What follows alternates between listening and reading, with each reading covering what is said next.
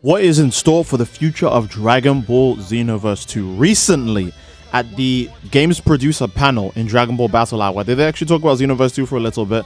And I do remember this during the live broadcast, but I cannot find it now for the video. But you can at least see the quotes that everyone is saying on Twitter, so hopefully that backs up my side of the story.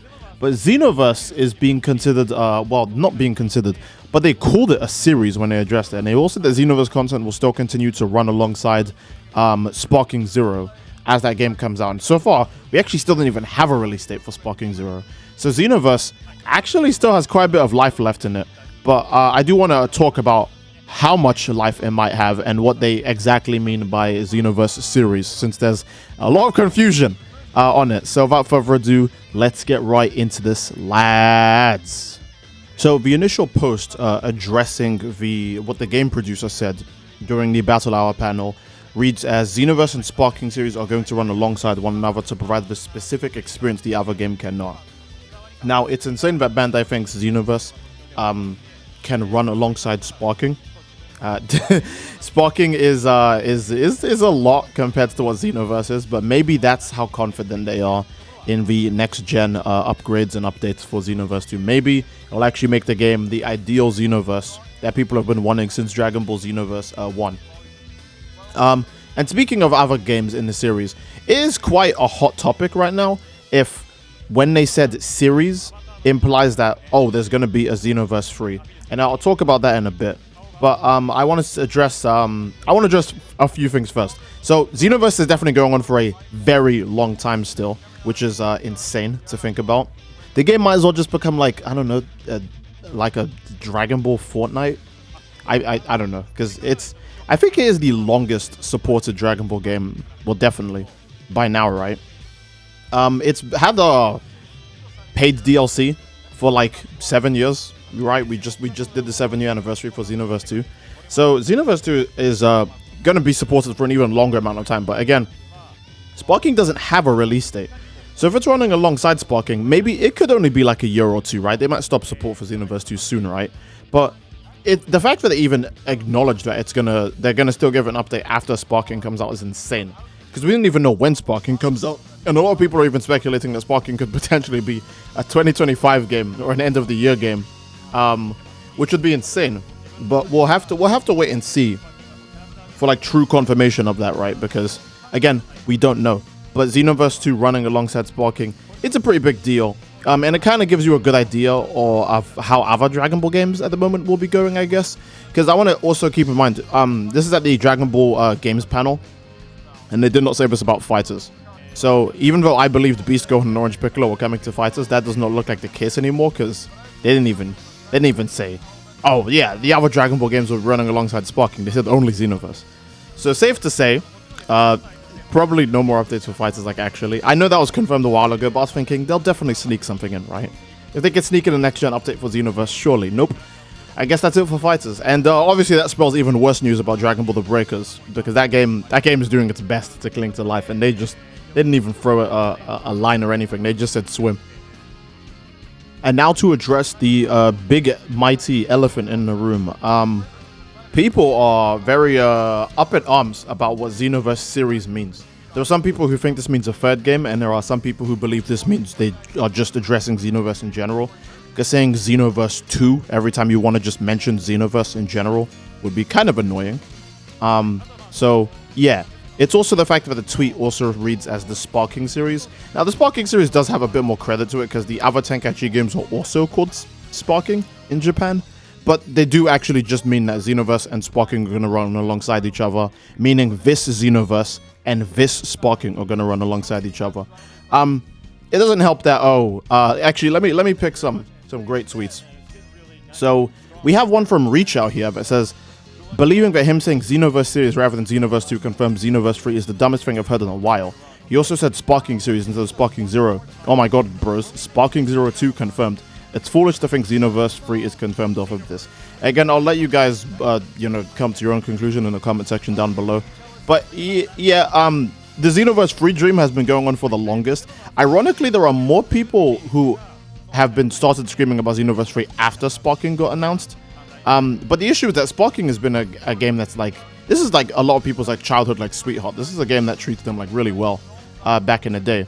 Even in the Dragon Ball Games panel, there was a moment where Hirano is talking to one of the other guys, and apparently what actually led to them making Sparking Zero was someone else saying, "Oh, there's a lot of people that want a sequel to Tenkaichi 3," and Hirano's like, "Really?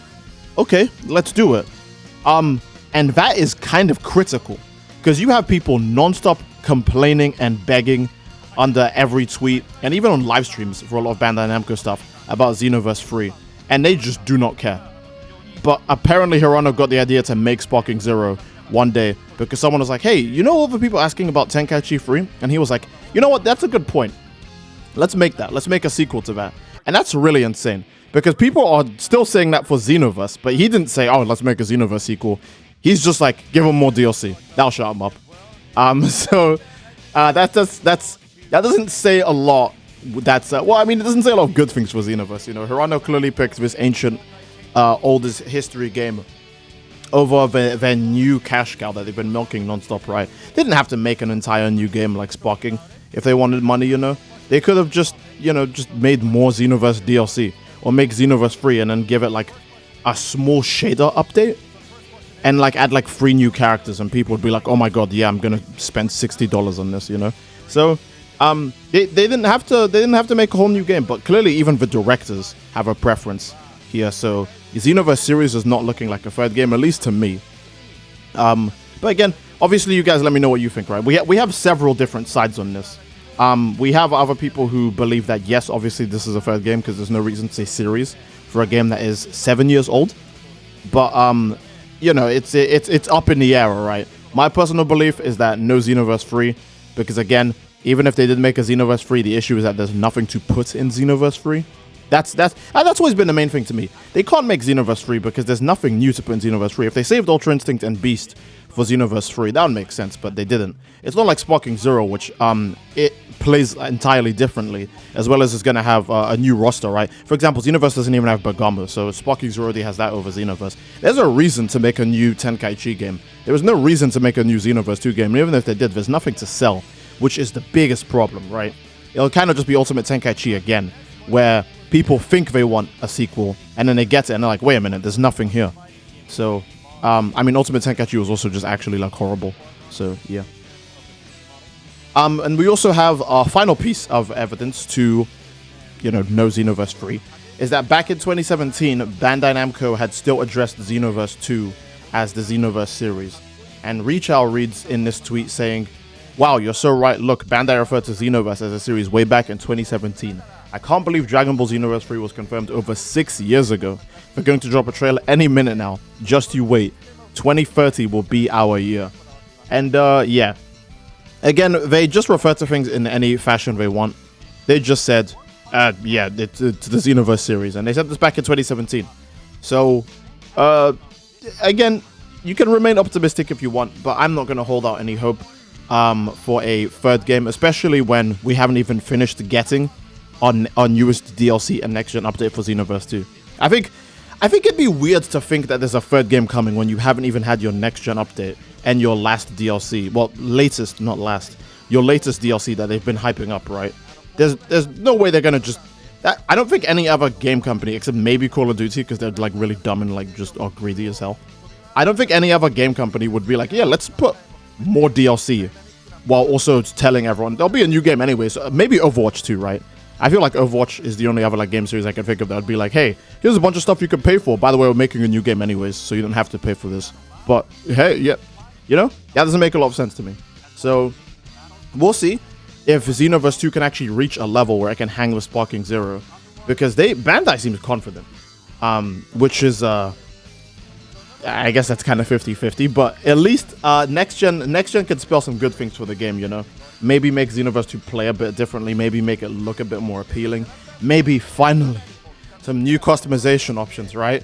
I'm tired of seeing all these goddamn wigs. Turn wigs into hairstyles. When you beat a raid and you unlock that wig, turn it into a new customizable hairstyle that you could just change at the barbershop. You added the barbershop to the game. Make it serve a purpose. It's right there. You added it into the game like way later, alright? So, yeah, that'll be it. I don't have anything else to really like rant about or anything. So yes, that will be all the information we got on Xenoverse 2 so far. Again, so far, right? Because they didn't actually reveal the Xenoverse 2 DLC in Battle Hour, which means 100% we're gonna get it very soon and probably a release date soon. Because they usually don't hold it off. They usually don't keep things away from Battle Hour. If they do, that means it's coming out very soon, anyways. So that'll be it. I do hope you guys enjoyed, and if you enjoyed the Xenoverse again, please leave a like on the video, and don't forget to subscribe, as it greatly supports the channel, and leave a comment down below as to what you'd like to see next, everyone. Love you all, hope you enjoyed, and I will see you all next time. Take care, and peace.